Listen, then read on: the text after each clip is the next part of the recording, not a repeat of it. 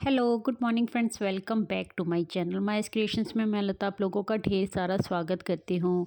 तो फ्रेंड्स, आज की वीडियो स्टार्ट करूँ उससे पहले मैं कुछ कमेंट्स का रिप्लाई भी कर देती हूँ, क्योंकि कल मैंने रात में कमेंट्स देख ही नहीं पाई। अभी बस जस्ट मैंने वीडियो में वॉइस ओवर करना स्टार्ट किया है, तो मैंने सोचा कि कमेंट्स का रिप्लाई भी कर देती हूँ। तो कल टाइम ही नहीं मिला, बिल्कुल भी टाइम नहीं था।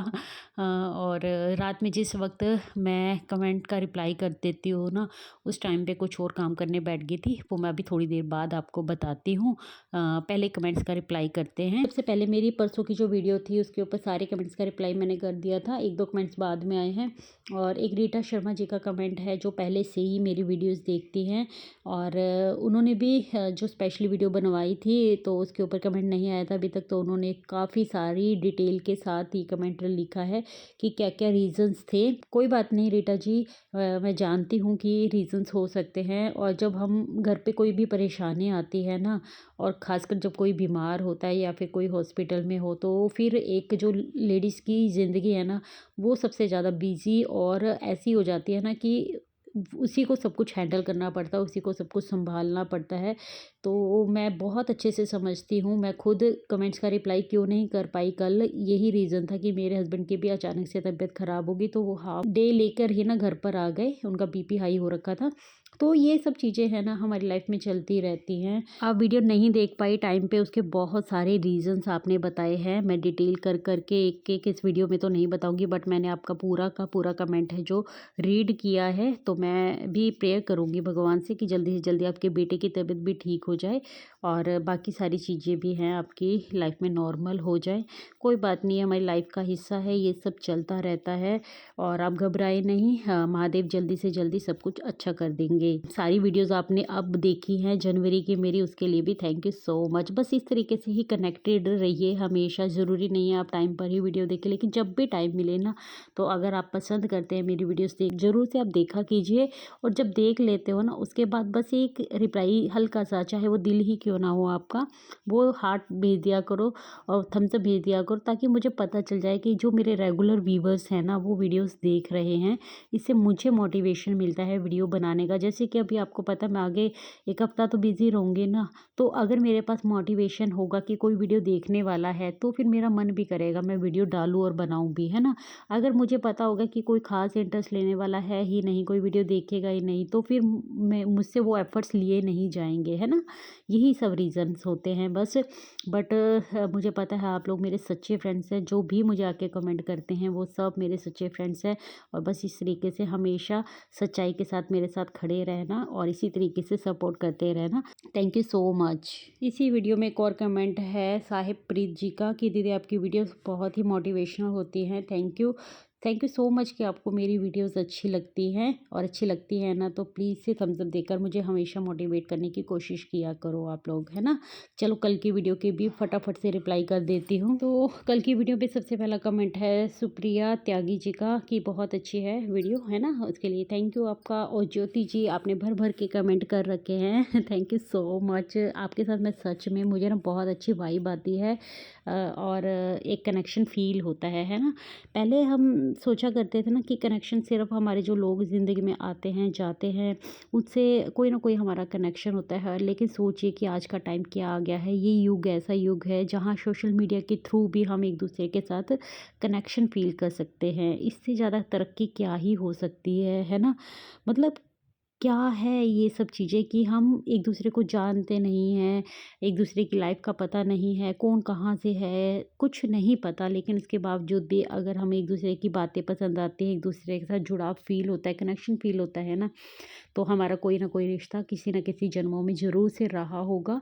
तो ये सब उसी की वजह से होता है हमारे पास। हम जो भी ज़िंदगी में लोग अच्छे या बुरे आते हैं ना, मेरा पर्सनली मानना ऐसा है कि जो लोग बुरे होते हैं उनके साथ भी हमारे कार्मिक संबंध होते हैं, और जो अच्छे लोग हैं उनके साथ भी हमारे कार्मिक संबंध होते हैं। इसीलिए वो हमारी ज़िंदगी में आते हैं, और जिनके साथ हमारी ज़्यादा बनती है तो उनके साथ हमेशा हमारे कनेक्शंस हैं जो अच्छे रहे होते हैं।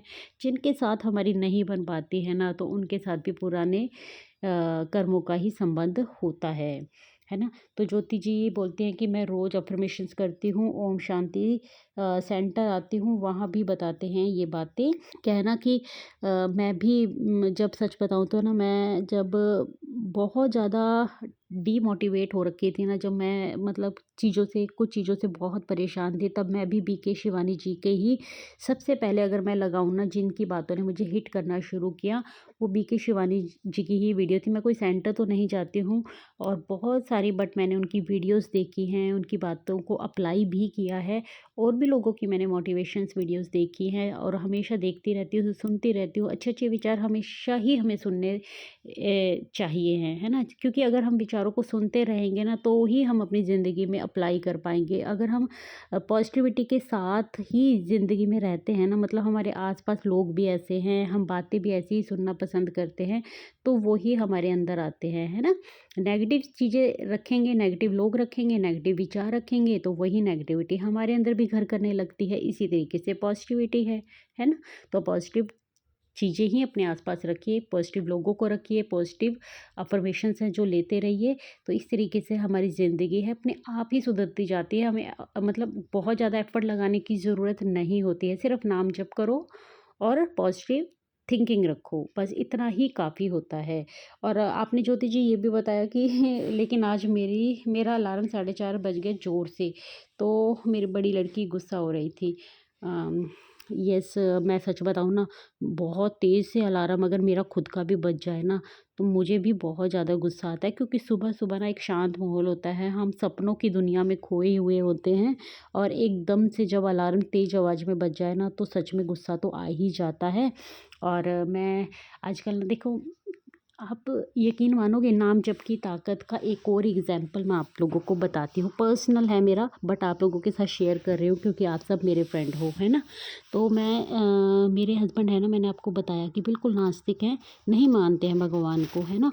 बट उनके सामने मैंने इतना महादेव महादेव किया है ना, कि अब उनकी बातों में भी महादेव का जिक्र आने लग गया है। और है क्या ना, उन्होंने अपने अपने फ़ोन के अलार्म में, सुबह का जो अलार्म बजता है ना, उसमें मेरा सबसे फ़ेवरेट भजन है वो लगा लिया है। पूछो कौन-सा? उन्होंने लगाया है कि मुझे बहुत अच्छा लगता है, मैं आपको थोड़ा-सा बता देती हूँ। भोले तेरा नाम जपूँ, तुझको मैं जान सकूँ, है ना? कितना ज़्यादा भरोसा करूँ। ये भजन आप लोगों ने भी सुना होगा, सुन के देखना, आप खुद कनेक्टेड फ़ील करेंगे। मतलब बहुत प्यारा भजन है कि भोले तुझे मैं जान सकूँ, है ना? कितना है कि सच्चाई ये है कि हमारी पूरी लाइफ़ बीत जाएगी, हम भगवान को समझ ही नहीं पाएँगे, तो उनको जानना कोई आसान काम नहीं है।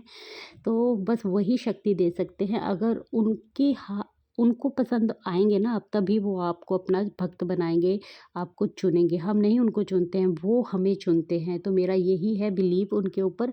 और ये बिलीव देखिए कितना गहरा है, मैं इसके पीछे बहुत सारे एग्ज़ाम्पल्स दे सकती हूँ अपनी लाइफ़ के।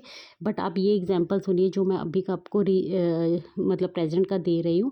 इन्होंने अपने जो सुबह का अलार्म है ना, जो उसमें ये लगा लिया है, ताकि सुबह जब हम उठें तो हमें एक अच्छी वाइब आए। देखिए वो नास्तिक ज़रूर हैं, लेकिन वो पॉज़िटिव चीज़ों को मतलब समझते हैं, वाइब को समझते हैं। उनका भी मानना ये है कि जब ये भजन सुनते हैं ना, जब ये भजन चलता है, तो अपने आप ही अंदर से एक हल्कापन महसूस होने लगता है, एक अच्छी-सी वाइब आती है। और क्या चाहिए यार, भगवान को मानने के, उनको जानने के अलग-अलग तरीके हो सकते हैं, बट अगर आपका दिल साफ़ है, आप अच्छा कनेक्शन फ़ील करते हो ना उनके साथ, तो बस इतना ही काफ़ी है। उनको आपसे कुछ नहीं चाहिए, एक भाव चाहिए। भाव ही होता है जो भक्त को भगवान से मिला के रखता है ना? तो सोचिए, जो इंसान मानता नहीं है, जो जिन चीज़ों में बिलीव नहीं करता है, वो मेरी खुशी के लिए भगवान का भजन लगा रहा है, जबकि मैं उनके डर की वजह से कभी मतलब ये भजन वगैरह है ना, अपने घर में चलाती नहीं हूँ। मैं या तो हेडफ़ोन पे सुनती हूँ, या फिर मैं तब सुनती हूँ जब वो घर में नहीं होते हैं, तब मैं स्पीकर पे भी चला लेती हूँ अपना काम करते-करते, है ना? इस तरीके से होता है। बट ये उन्हीं की तो माया है, आप खुद सोचिए कि ये उन्हीं की माया है कि वो आज वो खुद अपने आप से मुझे भगवान शिव जी के भजन सुना रहे हैं, है ना? बट हाँ, सुबह-सुबह का जो हम ज़िक्र कर रहे थे ना, वो ये है कि आप ना कम आवाज़ में रखिए, स्लो में। अब यही भजन जो मेरा फ़ेवरेट है ना, ये भी अगर बहुत तेज़ आवाज़ में सुबह-सुबह बजेगा ना, तो मुझे शायद ना बहुत अजीब-सा लगेगा, उस टाइम पे गुस्सा भी आ जाएगा। लेकिन मध्यम आवाज़ में ही चीज़ें अच्छी लगती हैं। अलार्म भी थोड़ा-सा मध्यम रखिए, बहुत ज़्यादा मध्यम भी नहीं कि आपकी आँख ही ना खुले, लेकिन इतना ज़ोर से भी नहीं कि दूसरों की नींद भी ख़राब हो जाए, ऐसा मत कीजिए। जो चीज़ें हमें अपने बेनिफिट के लिए करनी है ना, तो ये है। और गुस्सा आना, कभी रोना, कभी खुश होना, ये सब हमारे इमोशंस हैं, इनकी ज़्यादा परवाह नहीं करनी चाहिए। ये सब मायाजाल है, ये सब आता जाता रहता है। चलिए, वीडियो में ना कमेंट का रिप्लाई करते-करते ही काफ़ी हो गया है समय। और ज्योति जी, आपको ब्लाउज़ भी पसंद आया, उसके लिए भी थैंक यू। आप लोग ना इस तरीके से ही कमेंट करते रहिए, ताकि थोड़ा-सा ना मुझे भी अच्छा फ़ील हो और बातें करने में ना अच्छा लगता है। देखिए, और कोई तरीका तो है नहीं हमारे पास, है ना, बात बात करने का। तो वीडियो के थ्रू ही हम एक-दूसरे के कमेंट्स का रिप्लाई करेंगे, इस तरीके से बात भी करेंगे और एक-दूसरे के साथ कनेक्शन भी बना के रखेंगे। दूसरा ये है कि कुछ भी सुझाव हो, कुछ भी बोलना हो, कुछ पसंद हो, कुछ नापसंद हो, वो भी खुले दिल से मैं आपका उसको लूँगी, है ना? गलत नहीं समझूँगी। तो चलिए फ्रेंड्स, वीडियो में थोड़ा-सा आगे बढ़ते हैं और कुछ पॉइंट्स की बात कर लेते हैं कि आज देखिए, मेरे पास ना सिलाई करने का ये था कि लास्ट डे था। मुझे ये है कि बस जैसे-तैसे जो भी छोटे-छोटे काम मेरे बचे हुए हैं ना, वो कंप्लीट कर दूँ मैं कल। और कल जब मैंने जीन्स की पैंट अपनी बेटी की ठीक की ना, और जिसका मुझे नीचे से फ़ोल्ड करना था, उसका तो मैंने ऊपर इलास्टिक डाल दिया, और जिसको मुझे इलास्टिक डालना था सिर्फ़, उसको मैंने नीचे से फ़ोल्ड कर दिया। ये सब मेरी गलती नहीं है, बच्चे ने ही गलत बता दिया मुझे। सोचिए, मतलब कहते हैं ना, काम बढ़ जाता है। दूसरा हुआ क्या, मेरे साथ मेरी वॉशिंग मशीन ख़राब हो गई ऐन टाइम पर। पैसे तो सो लगे और ऊपर से मेरा टाइम इतना ख़राब हुआ है ना, कल पूछो मत। मैंने रात को तो कपड़े धोए हैं अपने सारे, है ना, और आज भी मशीन लगानी पड़ेगी। तो बस इस तरीके से ही अभी मेरा फुल डे चल रहा है। मुझे नेल्स एक्सटेंशन करवाने के लिए भी जाना है फिर से। मैंने रिंग सेरेमनी पे तो करवाए थे, बट अब भी एक बार और करवाऊँ, क्योंकि अब तो मेरे 4-5 दिन लगने वाले हैं ना वहाँ पर। तो इससे ये है कि नेल एक्सटेंशन मैं करवा के ही जाऊँगी, क्योंकि नेल पेंट हम कितनी भी लगा लें, तो वो दूसरे दिन तो साफ़ हो ही जाती है। फिर बार-बार इतना नेल पॉलिश लगाने का टाइम नहीं होता है। जब भी कोई इस तरीके का हो ना, फंक्शन हो, वेडिंग फंक्शन हो या फिर कोई और भी फंक्शन हो, अगर हमारे 2-4 दिन लग रहे हैं ना, तो फिर मुझे ऐसा लगता है नेल एक्सटेंशन करवा के ही जाना चाहिए। आई थिंक मुझे याद आ रहा है ज्योति जी, आपने ही शायद मुझसे पूछा था पहले भी। मैं श्योर नहीं हूँ, पर मुझे लग रहा है शायद आपने पूछा था, या फिर मेरे और 1-2 हैं जो रेगुलर सब्सक्राइबर हैं, उनमें से किसी ने पूछा होगा, बट मुझे याद आ रहा है जैसे कि आप ही ने पूछा था। तो हाँ, मुझे देखिए, मैंने पहले भी करवाए थे, काफ़ी अच्छा रहा, और मैं ना उतरवाने के लिए भी नहीं गई थी उनके पास। 1 हफ़्ते 2 हफ़्ते तक मेरे वो नेल चले हैं। मैंने उनकी लेंथ कट कर दी थी नेल कटर से ही थोड़ी-थोड़ी, तो इस तरीके से सर्वाइव किया, और घर के काम भी आसानी से हो रहे थे। कोई दिक्कत नहीं हुई। और नेल उतरवाने के लिए उन्होंने मुझे कहा था आपके 400 रुपये और लगेंगे, बट मैं गई नहीं। मैंने कहा क्यों फालतू में 400 रुपये लगाने, अपने आप ही धीरे-धीरे उतर जाएँगे।